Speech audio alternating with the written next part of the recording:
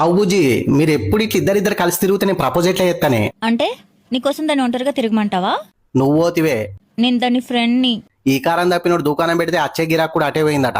అంటే నీ అసొంటి ఫ్రెండ్ ఉంటే దగ్గరికి వచ్చే ధైర్యం ఓడి చేస్తాడే. అరే చెప్పు తెగుద్ది. అందుకే చైనా బజార్ల చెప్పులు కొనద్దే, నా లెక్క బ్రాండెడ్ కొనాలి.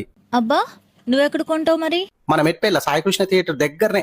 అది మా బావదేరా షాపు. అవునా? అందుకు పిల్ల పని చేస్తుంది. పిల్లికలు ఉంటే చెంప మీద పులిపురి ఉంటది. ఆ సుగుణ. ఆ సుగుణ. సుగుణ గుణం వేసి ఉంటుంది తెలుసుకో, మా తమ్మునికి మాట్లాడదాం. పిల్ల మంచిదేరా, కానీ కట్నం తక్కువ ఇస్తారు.